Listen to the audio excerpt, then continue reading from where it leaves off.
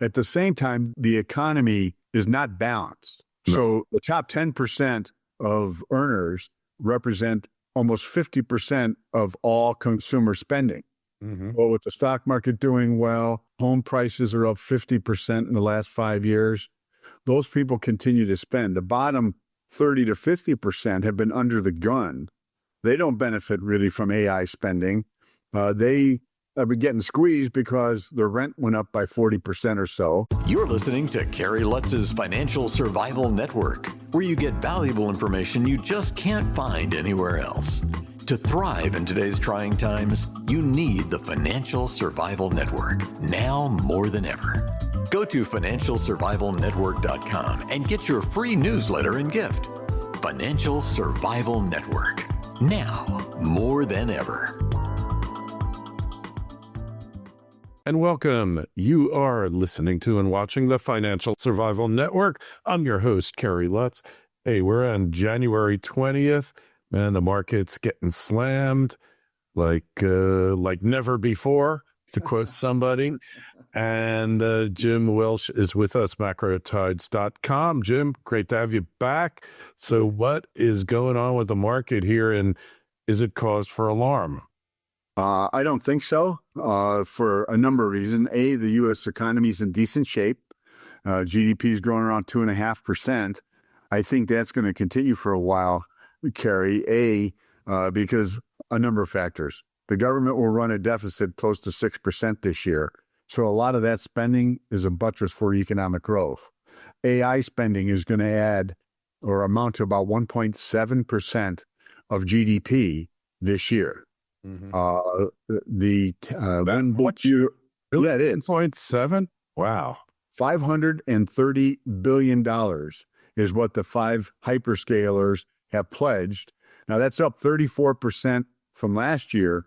Last year, the increase was 65%. Next year, it's slated to drop from 33% in 2026 to about 14% in 2027. So the risk to the stock market, I don't think, Kerry, is that, or the economy, is that they're going to dial that back. They believe they are in an arms race, those companies. And so I don't think they're going to cut back on spending. And it is a significant prop under the economy. At the same time, the economy is not balanced. No. So the top 10% of earners represent almost 50% of all consumer spending.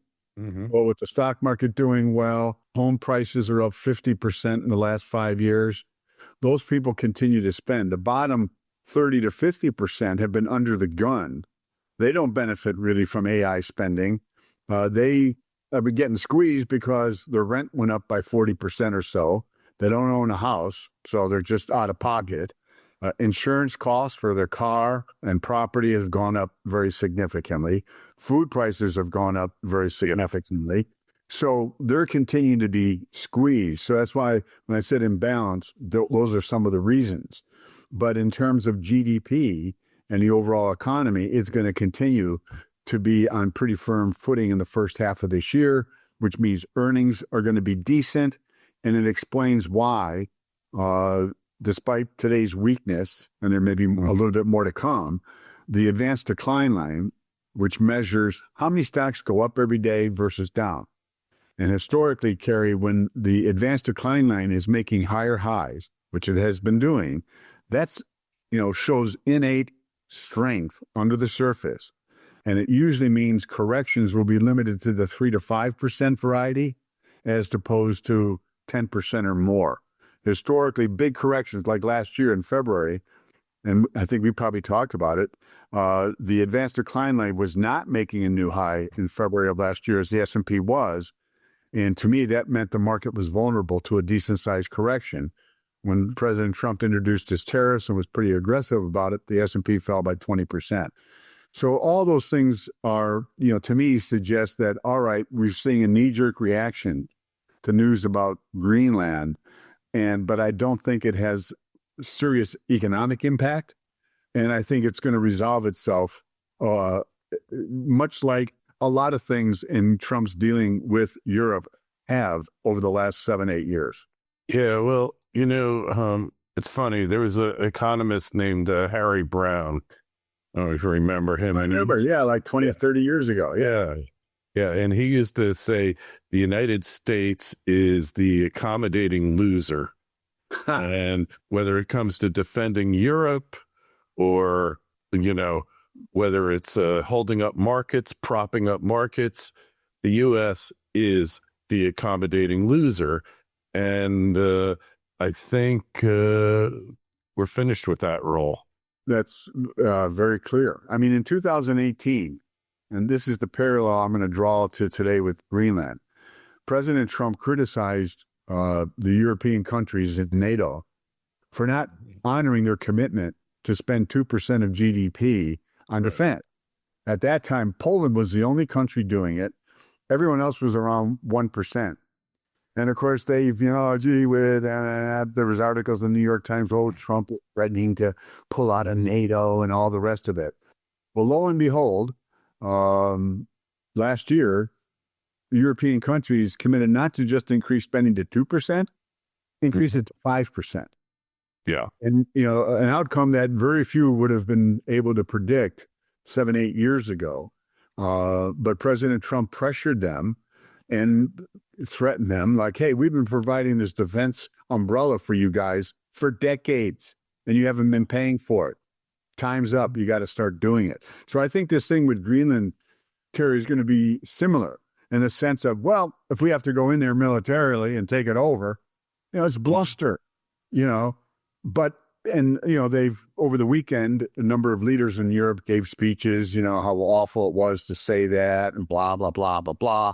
But at the end of the day, I think they're going to recognize the strategic value that Greenland has for protecting against another Russian incursion, like in Crimea in 2014.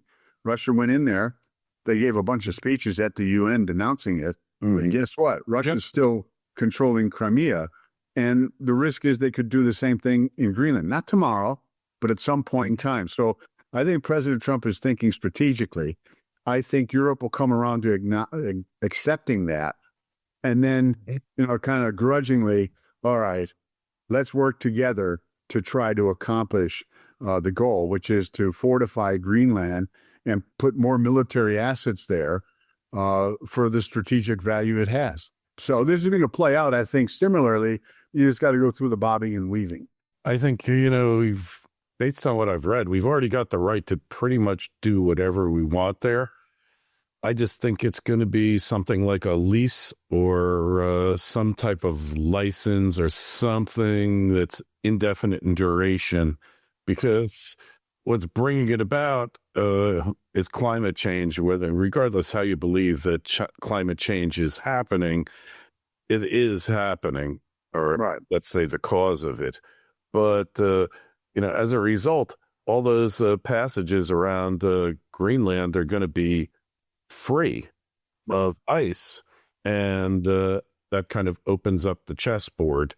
So this is a recognition, even though Trump decries climate change and carbon credits and all that good stuff, he acknowledges the reality of it. Yeah. Well, again, it creates an opportunity for not just the U.S., but for Russia and anybody else to seize Greenland. And for a lot of people, their knee-jerk reaction is, it's just Trump, blah, blah, blah, blah, blah. The reality is he's thinking out over the next 20 years, not the next 20 months. And, there's a group of people that no matter what Trump does, they're immediately opposed to it. Critical thinking, why bother? Trump said this, so I'm going to do the opposite. And, I don't think, they've been proven wrong. I mean, in 2018, Trump gave a speech at the UN and criticized Germany for their growing dependence on Russia for nat gas and oil. Yeah. The delegation was seen laughing at him. Well, they stopped laughing after Russia invaded Ukraine and turned the spigots off. So all of a sudden, Germany is scrambling for energy. So again, people like to make fun of the guy. The way he comes across, I get it. He's obnoxious.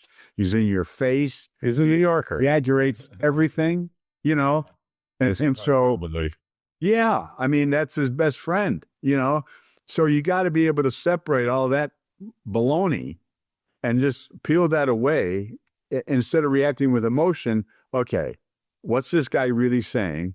Does it make any sense whatsoever? And, you know, in terms of Europe, I think they've learned their lesson over the, you know, since he was president in the first term, that the guy was right about some strategic things, and they've come around to it. And I just think, as you were saying, whether it's a lease or whatever it is, there'll be some negotiation.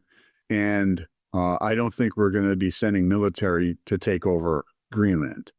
You know, Well, you know, what freaks them out is he says he won't take any option off the table, of course. but that really isn't an option per se, right? No. Well, again, in 2018, you know, there was stories, and the New York Times ran with it frequently. You know, he's threatening to leave NATO. Well, you know, again, if you're trying to apply leverage and you're trying to make your point, we have been providing a defensive umbrella for you against Russia and any other bad actor for decades, and you haven't honored your commitment. So maybe we'll just pull the plug. Whoa, no, Donald B, no, you don't have to do that. You know, that's the way he negotiates. You know, it's obnoxious. You may not like it, but I think obviously if he has conviction about a position, he's going to push you to the wall, you know? And so people react negatively to the way he does stuff. I get it, you know? But nonetheless, so anyway, today's knee-jerk reaction to Greenland and all this blah, blah, I think that will pass in the not-too-distant future. It did knock down the dollar, though, like nothing else before it has done, you know? Yeah, it's down, I think, about 1%, which is not an insignificant move.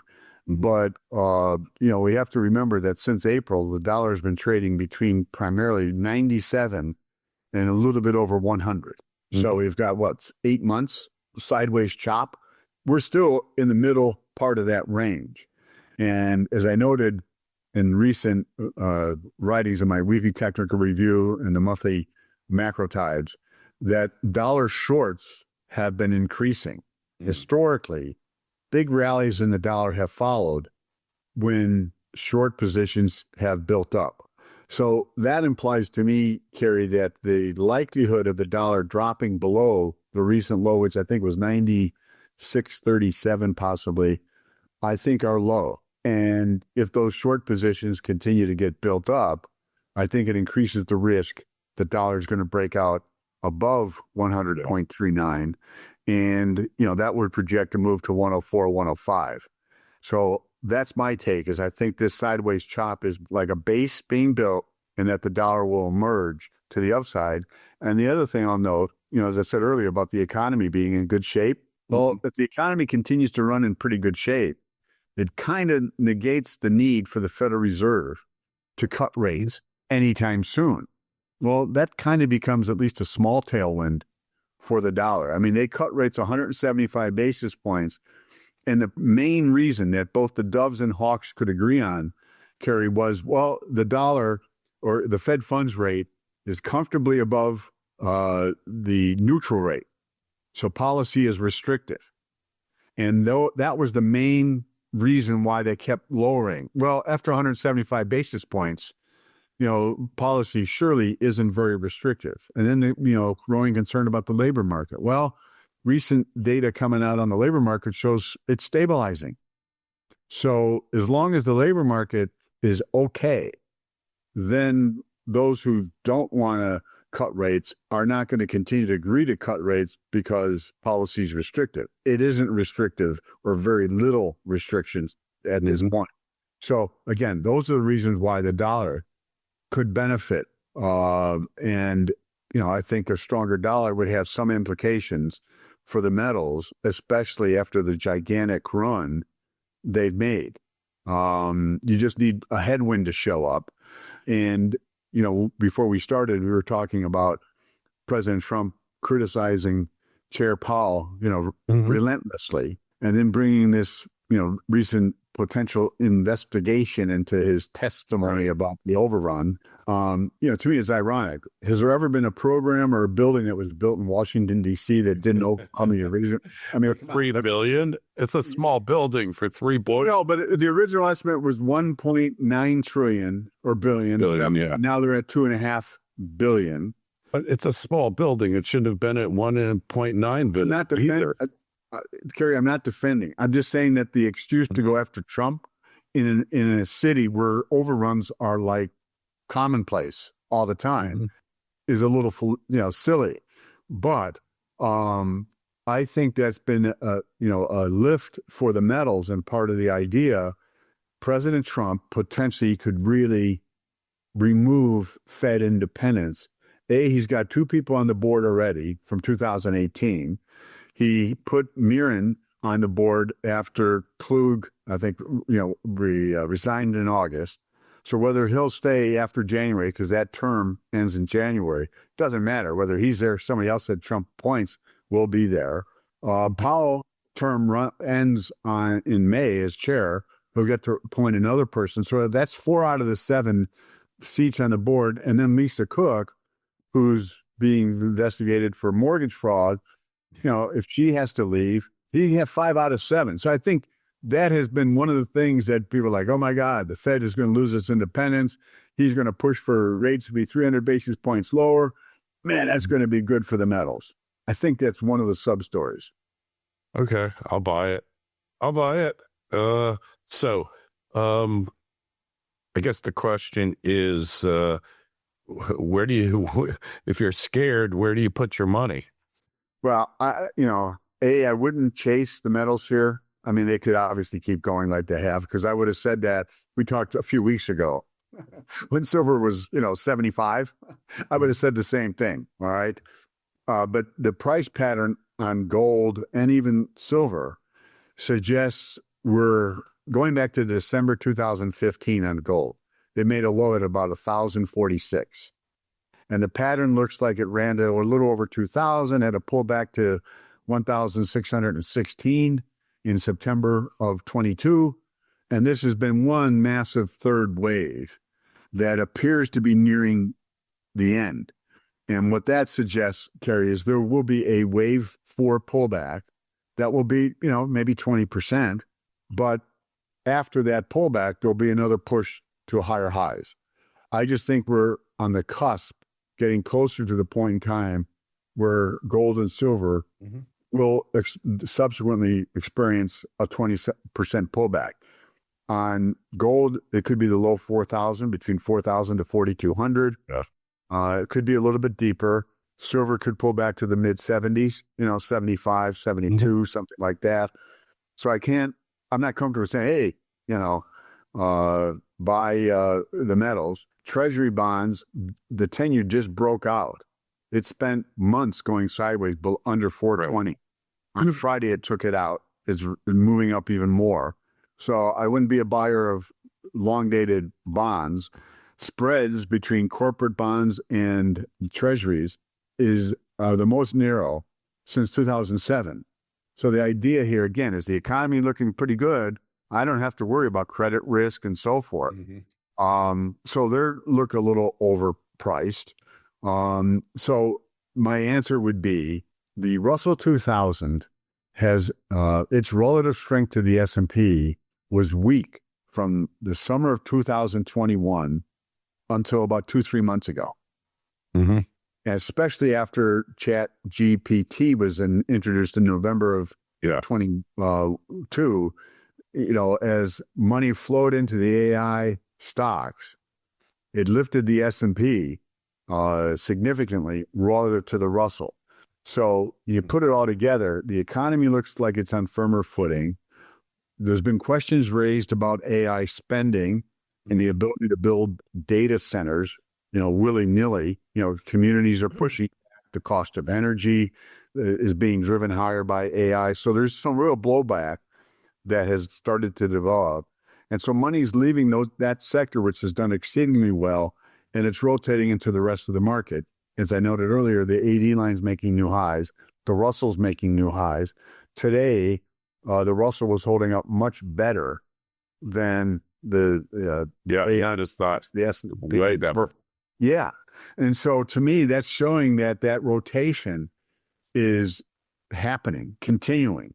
And so to me, the Russell 2000 looks like you could make it to 2770. That would be like an initial, like I think if we get there, and then how it gets there will indicate, can it go even higher yet? So to me, that's the one area to buy on weakness, because I think it's going to continue to be resilient as we're seeing today. And I think it will continue to lead the charge. I think at some point in time this year, the AI stocks are going to get hit harder, Kerry. Yeah, sure. Because people are going to realize, as I said earlier, spending last year was up 65%, 33%. Next year is 14%. You know, all of a sudden you see that kind of deceleration. People are going to like, you know what? And I think it's already happening as part of the weakness. Maybe I need to lighten up. And so I think there can be a disconnect economically. They're going to keep spending the money. Sentiment-wise in the stock market, these stocks aren't cheap. There's reasons to think that, you know what, this freight train's slowing down. Yeah, it's time to take some money off the chips. So I think you can have a decent-sized correction in the stock market. After the Russell goes up some more, that's extended, then it's going to have a normal-sized pullback. And the AI stocks, I think, potentially could get hit harder. So I think there's going to be, you know, some decent level of volatility this year.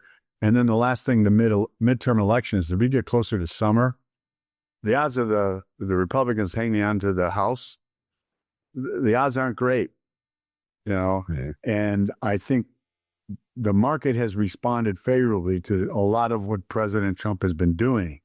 And the idea that the Republicans could potentially lose the House, if it looks like that's going to be the reality, and we really won't know that until you get closer to Labor Day, I think that that's kind of a negative, you know, for him advancing his agenda, introducing new stuff, because what that means is the next 2 years, we're just, you know, stuck in the water. You know, the Democrats aren't going to vote for anything that'll make the economy better.